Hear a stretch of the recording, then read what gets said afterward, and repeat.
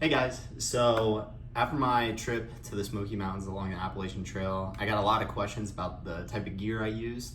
So in this video, I'm going to be talking about my big three, my tent, my sleep system, and my backpack. I'm going to be working through some of the other items I took, maybe some things that I would change and swap out. At the end of the video, I'm going to be attaching my lighter pack links. That way, if you want to look at how much each thing weighs, you can see a breakdown of everything included in the pack. That being said, let's get into the big three. Is it recording? Yep. Okay, so my pack, I got the ULA Circuit. This thing's a beast. I really like how the entire outer shell is completely waterproof, and it's got this massive front mesh pocket. So basically what I did is I put my sleeping bag and waterproof sack at the bottom to kind of create a base for everything, and then I would put all the stuff that I don't need until later that night above that. And then on the outer mesh pocket, I'd put stuff like my trowel, some snacks, my lunch, everything that I needed to just like quickly grab, my rain gear, stuff like that. So this pack is a beast. I got the attachments for like my phone, water bottle. It's got these front little hip pockets, which are super good, just to be able to store stuff like little snacks. I would store my phone, the waterproof case here, so there's no hesitation for me feeling pretty confident on this pack. All in all, I really like this pack. I really enjoy the outer pockets for my water bottles and stuff. Although if you saw the video, you can see me lose my water filter on my water bottle, and that was due to me not having enough weight in the water bottle and it actually slipped out. So ULA's actually got these little side cinchers, and so I was able to actually put my water filter in here and cinch it down because I was really worried about losing it. So love the ULA Circuit.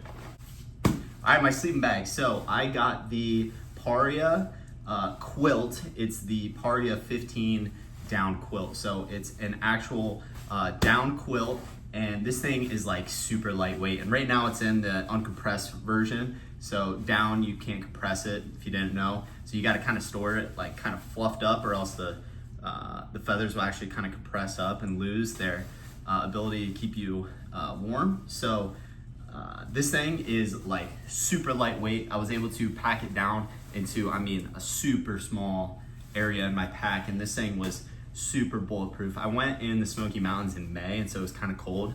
This thing I had no problems with at night, so it was really good. All right, for my sleeping pad, I actually just brought this thing. This thing is super, super thin.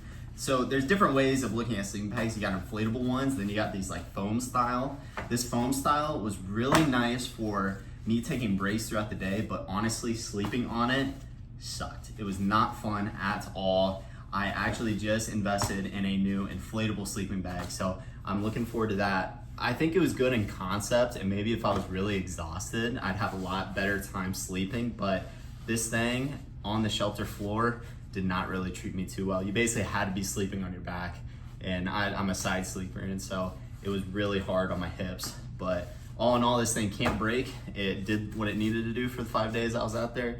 So I think I'm definitely gonna be keeping it just in case, but looking to get another sleep system. Definitely be the one thing I'd change. So now the tent. Yes, this is my tent.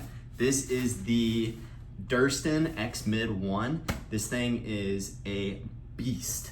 So in the Smoky Mountain, you actually can't sleep in your tents. You have to stay in the shelters if you're section hiking. So I really wasn't able to use this on trail, but look at it. It is so small, super collapsible. This thing worked wonders. And it's actually a trekker pole tent. So there's no big long poles that you have to put through any hoops or anything. You just set up the four corners, put your trekking poles in it, and you're locked and loaded, ready to rip. So the X-Mid is a beautiful tent though. For the weight and everything that it provides, you just can't beat it.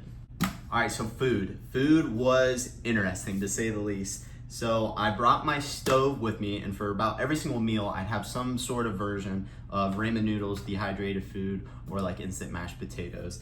And this is the Ollie Camp pot. I don't know how many milliliters it is. It was recommended online, so I kind of bought it just off of that. It's super lightweight. I store my big lighter in here, a little cleaning towel, and then for the stove, I have the Ollie Camp, I think it's called like the Kinetic something or another, in a handkerchief.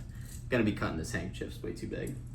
But this is a stove. This thing is like super tiny, super lightweight. It cannot really fail unless this valve fails, but this thing is like bulletproof. And paired up with the pot, I mean, it was working wonders on trail. No real changes as far as the kitchen set. I did carry a small propane, or it's a butane can, along with it, but everything really worked pretty solid. The food situation in itself could probably be a whole nother video, but this thing worked well, so I really wouldn't change it. All right, so we're just gonna go rapid fire now. This is my water filter. This is the Platypus Quick Draw. This thing just attaches to a smart water bottle by unhooking this, and you actually just screw it on top. If you watch the video, you'd see that I actually lose this system and had to run 5 miles backwards to find it, and I actually did find it. It was probably the best part of my trail experience. So this thing is awesome. It can filter up to like 100,000 gallons of water, and then you can just back flush the system to get it super clean. Honestly, I would think that everybody needs to at least have one sort of water filter around their home. You just never know whenever water just becomes unpotable. So I would highly recommend the Platypus Quick Draw. All right, so everybody's got to poop, and when you're on trail, you poop a little bit different. So this is my poop bag. So this stayed on the outer mesh pocket of my pack just in case something overcame me on trail and I had to skate off. So I got some toilet paper and some Germex, as well as a titanium trowel. So you have to dig a cat hole out in the backcountry, at least 6 inches deep, and this is great for it. You can just scoop out the dirt, pile it all back in, and then this is kind of fun. So this is a portable bidet. So you actually screw this on top of a water bottle and squeeze out water on your cheeks, and it gets you all clean. So if you want to use the toilet paper, that's just for emergencies. I have not fully accepted that yet, but I'll definitely be carrying it with me because I mean this thing weighs like probably not even a gram. So kind of a fun little thing that I'm bringing. All right, another cool thing is this is a Ursack. This is a Kevlar food bag. So in the Smoky Mountains, there's a lot of bear activity, and you got to be protected for bears to get into your food. So what this system basically is a Kevlar. Bears can't really penetrate it, and you actually just tie it on a tree and use a special knot, so that way the bears can't like rip it off the tree and then take it to their den. But this thing is pretty nice. There is some drawbacks with it. It is like kind of heavy. There's a newer version out there that's much thinner, but it's also stronger. Some of the stuff that they're coming up with is nuts. But that's like $150 and your boy's broke. So I got the Ursack instead. It's doing me well. Okay, some other things I took a inflatable pillow. This thing just blows up to like a little pillow. I am thinking about maybe getting one with a string that wraps around my sleeping pad, because this thing I'd wake up and my head would be cranked over because my pillow's like 2 feet away because it slipped out somehow. This is my wallet. This is a Trader Joe's little wallet, completely waterproof. You know, you don't want your cash or anything. I did carry a little bit of cash with me just to tip hitchhikers or trail angels, whatever. And then this is fun. This is a Sea to Summit head net. There's a little video clip of me in my past video wearing this thing for the first time. Super lightweight. It gets the bugs out of your face. You can wear it at night so that way you don't have the mosquitoes in your ears. For the weight, it's kind of a necessity. So this is my knife. It's a Swiss Army knife. It's got scissors, knife. The best thing about it is it's got these like little toothpicks and tweezers, which if you got like a thorn in you or anything, something in your teeth, it's super nice. This is the only thing that I brought to protect myself. I didn't bring any bear spray or anything like that. No big K-bar knife or anything to fend off bears. You realistically are walking on a highway. There's so many people out there, and a lot of the nature is kind of aware of you at that point and really doesn't mess with you unless you mess with it. And then I brought a titanium spoon here with a special attachment. I can't wait to show you guys. So in the hiking community, it's all about using stuff that's multi-purpose, and this spoon is also my toothbrush. So some genius guy created this. This is called the trail brush. I mean, this thing weighs nothing, and you just use it to brush your teeth at night, store it in this little case, that way the bristles don't get all dirty. And yeah, it's just a cool little thing that I also carry just to save some weight. Okay, so a lot of people have been asking me, how do you carry your maps and everything? Is it all on your phone? And it is. So I utilize the Far Out app, and people are like, well, how are you gonna charge up your stuff? So I carry a 10,000 amp wattage. I don't know, I'm not an electrician, I'm an accountant, but it's this heavy, and this thing can charge my phone basically like 3 times over. It's also used to power up my headlamp, which this is the Nightcore NU25. This thing is a beast.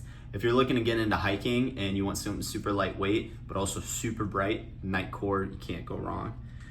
So whenever I'm going into towns and stuff, it's just gonna be something that I just put on my list of things to do, and that's to recharge this. So I carry an outlet plug and some recharging cords, and a lot of the hostels or grocery stores that you go into along the trail are super kind and have a lot of like surge protectors, outlets and stuff that you can utilize for some free electricity, which is super nice. Okay, rapid fire here, and you're gonna notice a trend here. So for a hat, I brought the Patagonia. This thing is super cool. The bill folds up, so like if you wanna store it in your pack or whatever, it can just come apart, throw it on, I mean, you're chilling. So Patagonia hat. The shirt I brought was just a normal Philmont. I don't know what type of material this is, but this thing is awesome. I love this shirt. It's gonna be the shirt that I'm taking with me on the Appalachian Trail, so I can't lose it. I got some socks, and all this stuff is on hangers because I just sprayed it with Promethean, the tick stuff. So I got some darn tough socks. I brought my chicken legs, so these are what I wore whenever I was at camp. It's definitely what I'm gonna be bringing in the summertime next year. Super lightweight, it's got the built-in underwear, super nice, but it was just so comfortable to get out of my sweaty pants and underwear after I got off trail. Got some more darn tough socks. For pants, I got the Patagonia pants, super lightweight. It was, May in Tennessee, and the mountain was hot, but I stayed super cool, even in pants, and it was just nice having an extra layer of protection around my legs. I brought this pullover Patagonia. This thing is pretty cool. It's got a full hood with a face shield, which was really nice. It's got holes for my thumbs along the sleeve, so I got full coverage along my arms. There would be some mornings we would wake up and it was like, 45, 50 degrees, quite chilly, and hiking in that was really nice. It zips all the way down so you can really open up the chest, get some good airflow. And then I brought my puffer. This is the Patagonia puffer jacket here with the hood, and this thing is awesome. It's a synthetic down, so it's not actual full down, which means that it can get wet, and that's super important because you just never know whenever some rain hits it. You don't want that down to get compromised. So this is the jacket that I wore most evenings. So it would be late at evening, it would start to get pretty cool. I'd put that on, it would be like just wearing like a Snuggie, super, super warm. So last but not least is my first aid kit. I brought just a few bandages, some burn cream, some ibuprofen, some Advil, just some small little one-time use things. I can pop them in, throw them away, and they really don't weigh like anything. I also brought some Body Glide to prevent chafing, any rough spots that I had on my body. This was super good. I bought a little bit of bug spray. One night it was really bad around camp, and it was actually funny. Everybody was passing this around, and everybody's like, are you sure I can use this? And I said, absolutely, man. The more you use, the less I have to carry. So it was really nice being able to help everybody out there. And then I brought just a little bit of toothpaste. I think I'm gonna switch this out and look into toothpaste tablets. It's pretty cool. You can just use, count out how many toothpaste you're gonna need, 2 a day for 5 days. So you can only bring 10. And then once you're out, you're out. You don't have to kind of lug around this big old tube around. Big old tube, it's not that big. Whenever you're carrying it all, you really gotta look at the weight. And then I brought some soap. This is just some, I think it's like the 99-in-1 soap that you can buy. I don't really even know what it is, but this stuff was really good. It was nice just being able to wash my hands, wash my face, and get all cleaned up. Okay, so that was it. I kind of skipped over a few things here and there, but really just wanted to stay high level and focus on the stuff that you guys might have questions on. If you think I missed anything, feel free to put it in the comments. I definitely want you guys to ask some questions. Next video I'm gonna make is an FAQ of just talking through, how I got there, what was it like resupplying in Gatlinburg, hitchhiking for the first time. It was quite an experience, and I can't wait to show you guys everything about it. And feel free to subscribe. Next year I'm gonna be actually hiking the entire Appalachian Trail. Really looking forward to that. So if you wanna see that adventure, make sure to hit subscribe. And Can't wait to see you guys in the next one.